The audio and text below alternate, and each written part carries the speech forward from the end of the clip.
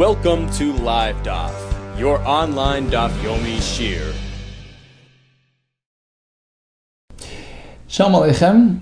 Welcome back to today's DAF Yomi, Maseches Bava Metzia, DAF Mem Vav. We're holding on Mem Hey Amud Beis, 2 lines off the bottom, Meisvei. This is going to be a kasha on Rav Papa, who tells us that even according to the Shita, that Matbeya, a coin, cannot trigger chalipin, right? So chalipin is that sort of swap, right? Two people want to exchange items.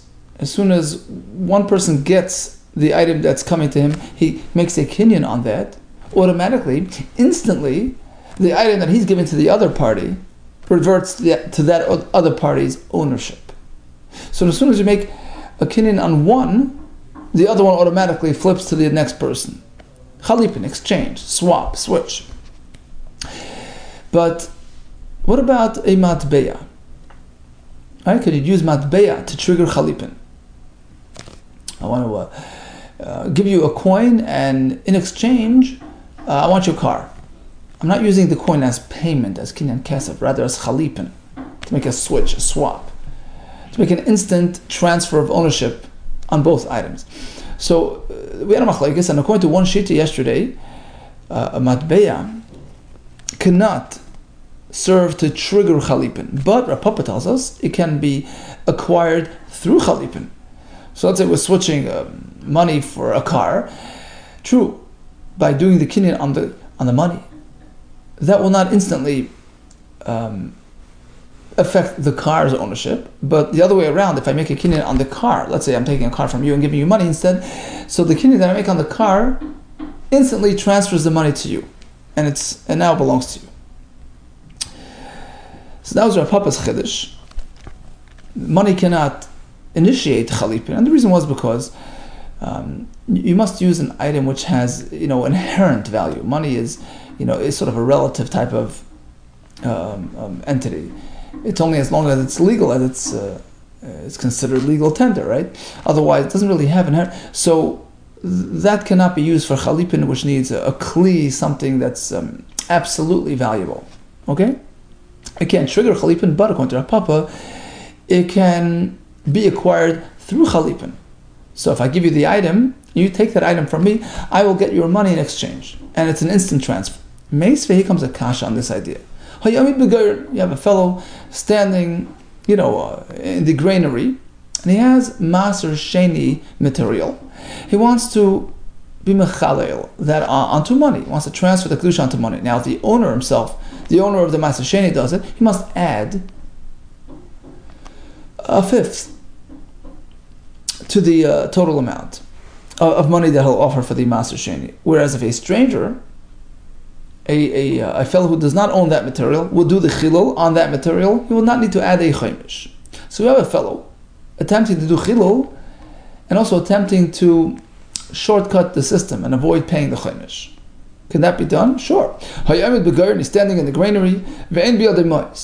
So the farmer himself, who has the grain right here, doesn't have money on hand.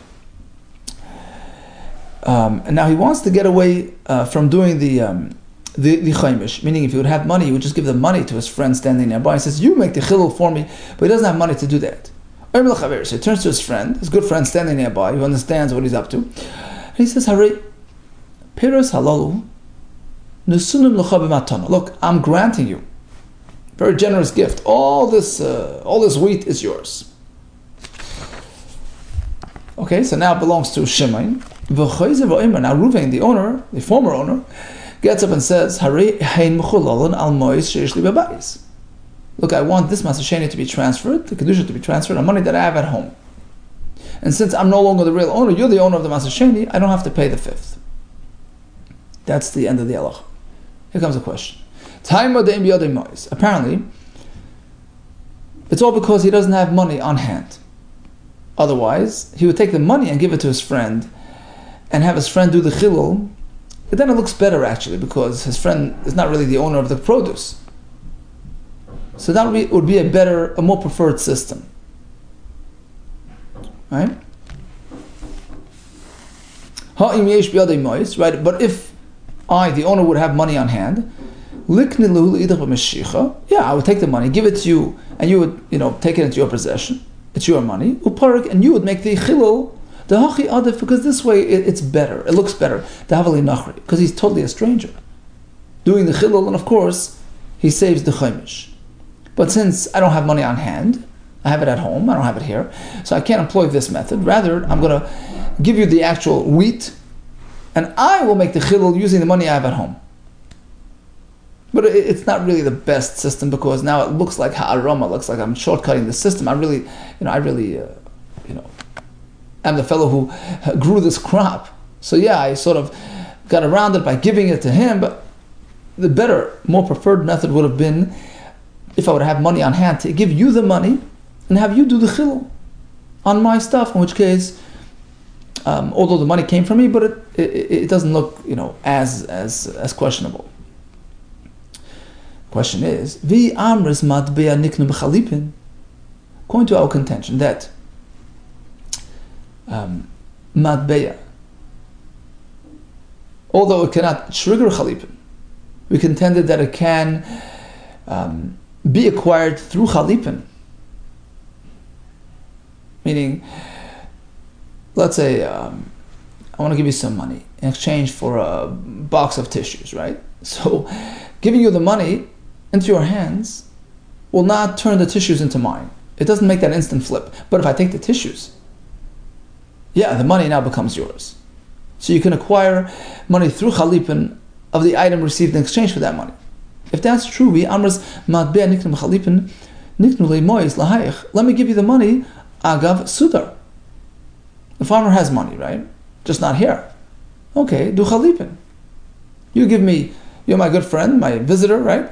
You give me a sudar, some sort of material, a handkerchief, some sort of, article of clothing, and by me accepting that sudar, automatically, instantly, my money, wherever it is now yours. And allows you to use that money for a chilul of the Maser Sheni, which is the more preferred method, as we said. Beliflik. And have you do the pidyon, the chilul of the Maser Sheni. Well, says more or less like sudar, we're speaking that the visitor doesn't have any extra sudar to use. Okay, fine, you can't use chalipin, but let me give it to my friend as a package deal together with a piece of karka. Right? That's one of the methods of kinyan called kinyan agav. We bundle things together. I'll give you a piece of land, which you now make a chazaka on. We're standing right here. Here, take this little inch by inch piece of land. You make chazaka, dig it, whatever.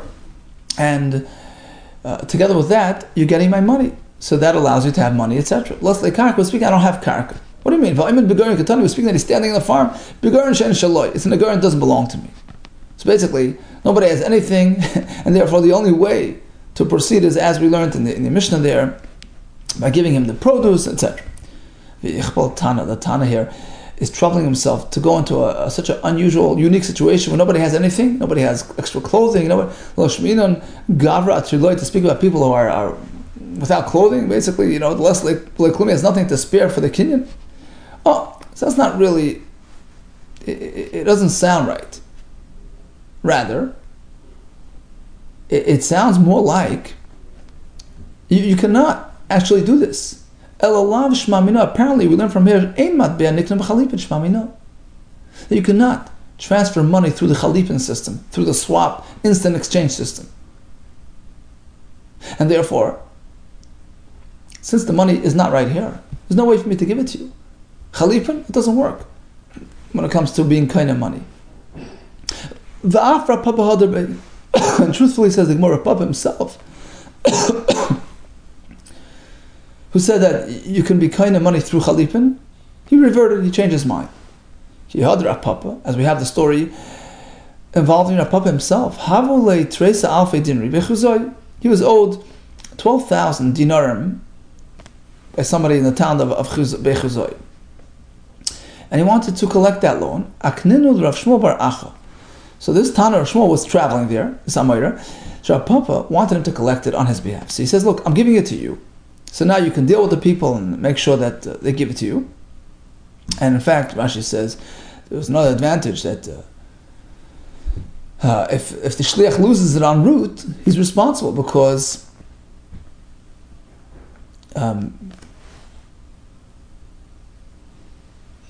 Well, actually, no. The reason, right? The point why you had to be makne to Rav Shmuel, the emissary, was otherwise the people, they wouldn't give it to him, for concern that it might get lost on the road before it gets back to the lender, to Rav Papa. So he was forced to actually give it to give him ownership, to grant him ownership of that over that claim, that money. How did he do it? How did he give him the money which he didn't? Agav asifa de besa. No, so actually what happened was he was owed money. Sorry, it wasn't owed money. He had deposited all this money. He put it in a bank in Bechizoi. Some say Bechizoi means the city of Mechayza. Some say it means a town called Bechizoi. In any case, that's where he had his money sitting. And Rav Shmuel Bar Acha was being sent to pick it up. So Rav Papa granted him ownership. Right here and now. How did he do that? He didn't have the money to give. Agav, because he bundled it together with asipa, the base of the threshold of his house. So basically gave him the ownership of the threshold, together with that, the money. And now Rav Shmuel becomes the owner. He went there, he picked it up. He also, when he returned with the money, Rav Papa was so happy that he was successful. Nafak la'apei atavach. He went out and greeted him all the way to the place called Tavach. So bottom line, we see from here that this was the only way. The Rav Papa himself considered to be the method of transferring ownership on money. Kinyan Agav. What about Chalipin? Why couldn't he just use Chalipin? To give Rav Shmuel Bar Acha ownership of that money, apparently, because money cannot be included in a Chalipin swap. And this is Rav Papa himself speaking. Okay, now we go back to the original machlekes between Rav and Levi, whether you can use a matzbeya to make a kinyan chalip, to trigger chalipin. You can't. Rabbi Asi says, Rabbi Abba.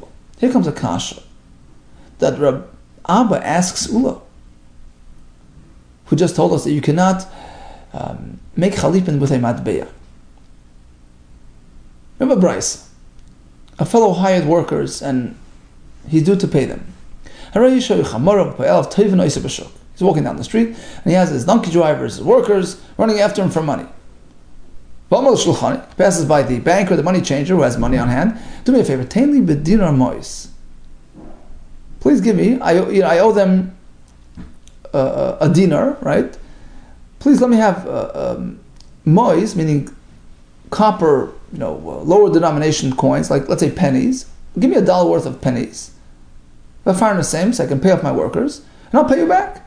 Vani I will repay you yafa dinar, a beautiful, high quality coin with traces, and another, coin on top of that, a bonus, a fee. From the money that I have at home, I have money back at home, and I'll pay you back. So is this a Rebus issue? Because really he's like borrowing X amount and giving by XY. If he has money back at home, then this transaction is okay. Otherwise it's not.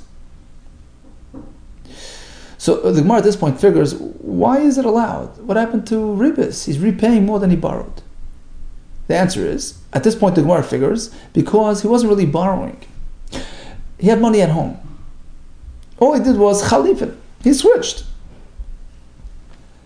I'm taking your $1 worth of pennies right here. I'm desperate. I'm in the street. I need it right now. And by acquiring this, by being kind of this, instantly I'm switching it for a bit more money than I have at home.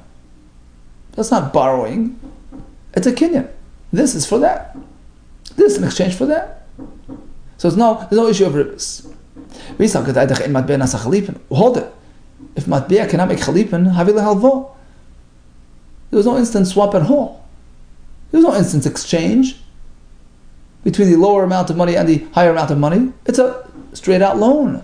Havi lehalvo. Also, you can't do that. You can't borrow 100 pennies and return 110. Ishtik. So Ula was silenced. It's a good kasha. Abba actually came to the rescue. The one who asked the Kashi says, Dilma idi beproitetais shanu. Maybe both these individuals, the Shulchani and the employer, both their so-called monies wasn't really legal tender, it wasn't really money, it wasn't really legal currency. Beproitetais shanu, Rashi says, little slugs, little copper slugs, which have not yet been minted. So it's not money. The localfile tiva. It doesn't yet have its form, right? V'idi peirahavu. So technically, it's not called money. It doesn't have a status of currency. It's peiros, meaning it's it's an item. It's a commodity of value. That explains why you can make that chalipin. So you avoid the whole Rebus issue. He took 100 slugs and instantly transferred his 110 slugs, which he had at home, to the Shulchani's ownership. Amalei says, yeah, that's a good point. It's a good way to explain the Brisa in. Yeah, the economy. In fact, the wording of the Brisa indicates as such that we're not speaking about an actual money exchange. It says the value of a dinar traces am I giving you. Dinar doesn't say I'm giving you a nice coin, dinar yafa plus traces. Clearly we're not speaking about legal tender. I'm giving you precious metal, the value of a dinar traces. Okay, so that answers the question. Of course chalipin can work in this case. Rav Ashi Amar, you don't have to go that far. Lo'elam bedamim beprototois. Even if we're speaking about a fellow who's offering to pay, he's paying for it. He's not doing an instant swap. I'm taking X amount and I'm paying you back more. So sure, the actual lashon of the Mishnah indicates that we're speaking, the Brisa indicates that we're speaking about prototypes, these slugs. Fine, but even if not, even if without that point, even if let's say fine, he's giving him prototypes, but as a form of payment, and even if it actually be offering to pay back what he borrowed, there will be no issue with giving him back more. You know why? Given the Islay, since the employer who is sort of borrowing this has his own stock of money, so it doesn't really appear like a loan. Nasa ka'emes, like he's saying to the person, look, just give it to me for a few seconds. I'll pay you back right away. It's not really a loan. Halveni, lend it to me until my son comes around and gives me access to the money. Oh yeah, until I find the key to the safe. It's not really called a loan, especially as Tosfos points out, because it looks more like a transaction. He's taking this type of coin and giving back the other type of metal. So since it's like a very short-term type of thing, because he really has his own stock and he's just gonna and he's about to access that stock, so it doesn't look like a real loan, and therefore even if he gives him back more, it's okay. Okay, so bottom line, we thought we had a kasha. We thought we have real money being part of a chalip in exchange, but it turns out not so. Tashma, here comes a raya from a Mishnah, which apparently teaches us that matbea can be used in a chalip in exchange. This is a Mishnah Mesachs Kiddush. So at this point we figure the Mishnah means kol anasa, a thing which is typically used for payment. Kol anasa damim, it's used to pay ba'achar for an item, basically, i.e., money. Kivish zeh nischayev ze bechalipin. Okay, so as soon as the person received the money, right? Let's say the money has been given in exchange for something else. As soon as the fellow receives the money from the buyer, nischayev ze bechalipin. So now the buyer who gave that money assumes full responsibility for the item which was provided in exchange for that money, because it's an instant transfer of ownership. And the Gemara explains again, what do these words mean? Kol anas damim ba'achar means like this. Mind you, what is that? Matbeya, money, which is typically used to pay for items. Ushmamnas, what do we see from this Mishnah? Matbeya nasa chalipin. By handing money over in exchange for an item, there's an instant transfer of ownership. Apparently, matbeya can make chalipin. Amar Rabbi Yehuda Kessler, no, that's not what the Mishnah meant. Actually, we're not speaking about money changing hands at all. We're speaking about items changing hands. Kol anishoim damim ba'achar. An item which is typically assessed. It's appraised. Its value is determined before it's used to in an exchange system, in a swap arrangement for another item. Before you swap items, you determine its value. So we're not speaking about money, which is used to pay for items. We're speaking about an item which is used to swap for another item. So let's say we're swapping, a shor for a para. I'm taking your ox. In exchange, I'm giving you my cow. Once either one of these fellows takes hold of the item that she's receiving, so the other fellow now assumes ownership of the other item received in exchange, because it's an instant swap of ownership. So again, it's not money, rather it's items. It appears that this interpretation is correct. Look at the next part of the Mishnah. Ketzad, for example, right? Two people are swapping an ox for a cow, or a donkey for an ox. Clearly, we're speaking about items rather than money. Okay, it's not got us out of that question. Now the question is L'mayla Salkad item Ikara. But initially, what were we thinking? Then in fact, the Mishnah was referring to money, right? Matbeya. My ketzad.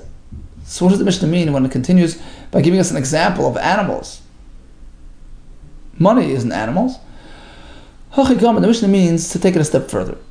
Just like money can be used in a chalipin arrangement, peri nami av de chalipin. Peri just means anything other than utensils. So not only do utensils create a chalipin situation, but even peris, even other types of items and commodities and animals. Nami av de chalipin can also be used in a chalipin arrangement. Ketzad, for instance, hechla shava para, chamar b'shar. Now, hanich l'rav sheshes. This is all good contra Rav Sheshes. The Amar peri of the chalipin, you can do chalipin with basically anything. So ox, cow, perfect candidates. Elul Rav Nachman, the Amar kli'in. But there's machlekes later on in the parak. Rav Nachman holds, we learned this from Boyaz, that he used a shoe to make chalipin. Only a utensil can be used for chalipin. Kli'in, ava peri le, but not peris. Peri le of the chalipin. So my keta, what does the Mishnah mean? He swapped for animals.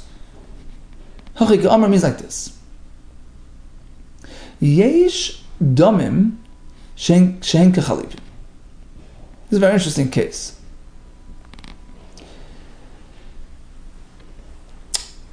Typically, we learned this a little bit in the beginning of the parak. Typically, when you purchase an item, the halach is that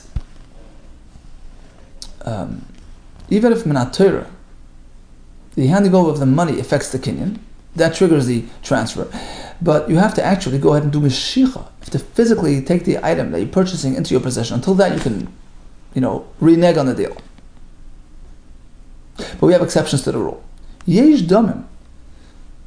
At times, even something used as payment, for payment, meaning you're sort of employing the kinyan kesef method, not chalipin, kesef, but it works instantly, even before you made a kinyan mashicha on the item that you purchased.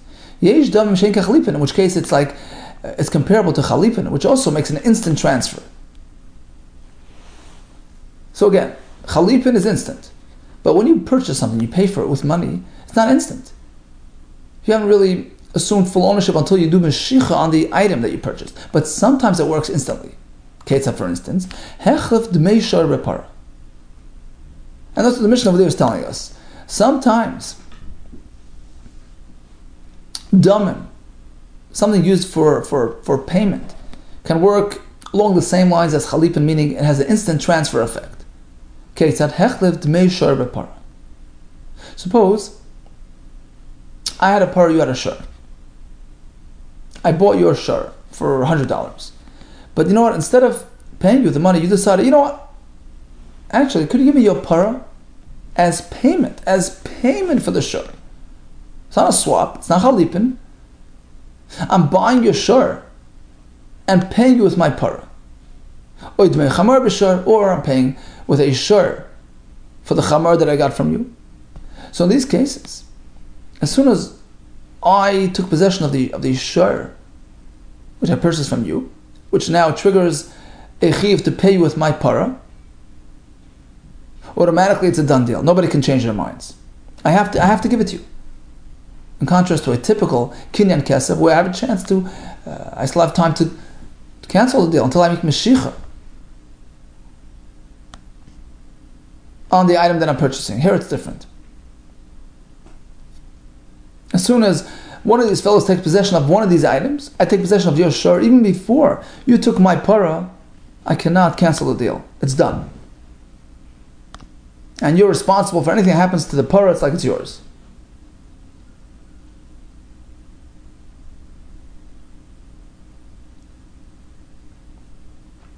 My time at the Reb Nachman. Why? Why is this unique? In a sense that we treat it like chalipin, even though it's really just a regular purchase. I'm buying something, I'm paying for it with something else. So look Rabbi Yehuda. Oh, because he follows Rabbi Yehuda and Shita with respect to this whole sugya. The Amr Bar Torah Mois Koines. He says, "Minat Torah." Just by paying for an item, it makes the item mine. So why did the Chacham add a new stipulation, a new level to the procedure, a new layer? The buyer has to actually take physical possession of the item before it's a done deal. You know, there's a concern, because otherwise, suppose I'm selling you some, wheat. I received money, but you didn't actually take possession of the wheat. It's still sitting in my basement. And suddenly a fire breaks out, right? And the seller has the wheat in his basement. The fire breaks out in the neighborhood. So now the seller might not put in enough effort to protect the buyer's property. He won't be Mesa Nefesh. I'll say this. Look, the seller tells him, look, your wheat went down in flames in the attic. So to avoid that, the Chacham say, look, until the buyer actually takes possession, the seller can still change his mind if the price rises. So therefore, he has an interest in saving it, and we avoid this issue. That is the basis for the meshicha requirement. But that's only when it's a typical case. Rabbanan only apply their gzeras or concerns on typical standard cases. But an unusual situation, such as in our case, where he bought a shur and he decides to pay with it with a par, which is an unusual case, like Gazru, Rabban did not apply their concerns, and therefore we say meshicha is not a requirement. It's instantly a done deal. Okay, so far so good. We began with a kasha, because the Mishnah and Kedushin seem to indicate that we're doing chalipin with money. That was a kasha on the Shita, which does not allow chalipin with money. No, we're speaking about items, animals that are being swapped. And that's called according to Rav Sheshes, who says you can do chalipin with all these types of items, whereas according to Rav Nachman, who says you can't, we have to learn the Mishnah differently, that there's some sort of transaction taking place with an animal being used in lieu of payment. And although typically meshicha is required, but here not. Because Minat Torah really mois is koines, Rabbanan we add meshicha, but this is an uncommon case. Now, one more thing, one more twist. Ul Reish Lakish to Amar meshicha mefureshes Minat Torah. But Reish Lakish, who disagrees with Rabbi Yehuda, we'll see later on in the parak, he holds that Minat Torah, the item does not revert to the buyer's possession unless he actually takes possession of the item. Minat Torah. So there's no room for exception. So how is he going to learn our Mishnah now? Now, if he goes like Rav Sheshes with respect to that other question, Rav Sheshes holds that you can use anything for even payers, even animals for chalipin. So he'll learn the Mishnah like that. The Mishnah is speaking about a flip, a swap, an instant switch, i.e. a chalipin arrangement. Mataris like Rav Sheshes. Eli Yisrael like Rav Nachman. But let's say Rav Sheshes, we don't know, but let's say he holds like Rav Nachman. The Amar Peri lo of the chalipin, you can never do chalipin with anything other than a kli. So you can't do chalipin with animals. Apparently the Mishnah is speaking about swapping animals. It's not speaking about chalipin. And furthermore, let's say it holds that matbea can't either be employed in chalipin. So the Mishnah can't be speaking about that either. So we're stuck. What is the Mishnah speaking about? Hechem mitarsla. Al kachak Rav Sheshes mitarsla. So evidently, he goes like Rav Sheshes, that animals can be employed in a chalipin arrangement, and that's what the Mishnah is speaking about. Tanan. Let's go back to our Mishnah. First Mishnah in Beperek HaZov. Kol ha'matatlin koin ze'eseh. So again, we're speaking about a chalipin arrangement. So any sort of exchange, any sort of item exchange between two parties, items exchanged between two parties, can be employed can be part of a chalipin arrangement. You can employ chalipin on switching items, any type of items. Now, what is kol? Usually, kol is an extension, right? You're covering more than basic. What are we trying to include here? What chiddush? What type of items? Or lokish? Listen to this. Even if Reuven and Shimon decide to exchange bags of money, he has a stack of money, he has a bag of money. You can do that in a chalipin exchange. So bottom line, we have a kasha. We see that money can be part of a chalipin exchange. Tirgum Rav Acha explained, we're not speaking about legal tender, but dinar anka v'anigra. We're speaking about certain types of coins, anka, nigra, that are no longer in circulation. They're not legal tender. Now, one of these two, one of these were cancelled by the authorities. And Rashi explains that people will still use it, privately, but publicly it's not part of the circulation. The other coin has a different problem. The government's okay with it; it's still considered legal, but the people don't use it. So, bottom line, since they're not considered proper monies, they don't have a din of a matbea, they're not treated as full currency, and therefore they're like any other item, precious metals, which can be exchanged in a chalipin arrangement. Utzricha, there's a need to speak about both. Rav Acha had to mention both types. Cancelled by the government or not accepted, in the retail world. Each one brings out a point. Di ashmina paslasi malchus. If you only speak about the one that was thrust out of circulation by the authorities, by the government, perhaps there it's worse because this money is no longer recognized anywhere, at least in public, in any town, any city. But let's say the authority is still okay with it, but the people don't, tend not to use it. So that's a local issue. So perhaps, although it's not being used locally, but it can be used in a different town, it's still considered legal tender. So maybe it still has the status of a matbeh of currency. Cannot be part of a chalipin arrangement. So the point is there's no issue because it's not a full coin. On the other hand, if we only spoke about the one that's not being accepted by the retailers, it's no longer considered currency because nobody considers it currency, not privately, not publicly. But the one that was invalidated by the authorities, which is still accepted, privately. So perhaps it still has the status of matbea, and he can't use it as a chalipin arrangement. That's why you have to mention both. In both, we say it's not really considered fully legal tender, in which case we treat it like any other item, which can be part of a chalipin exchange.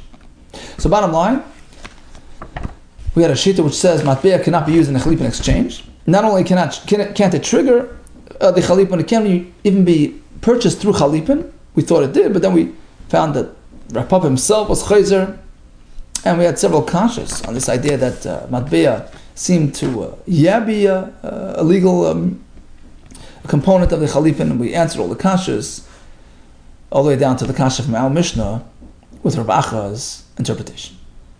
All the best to you, and Hatzlacha Rabbah.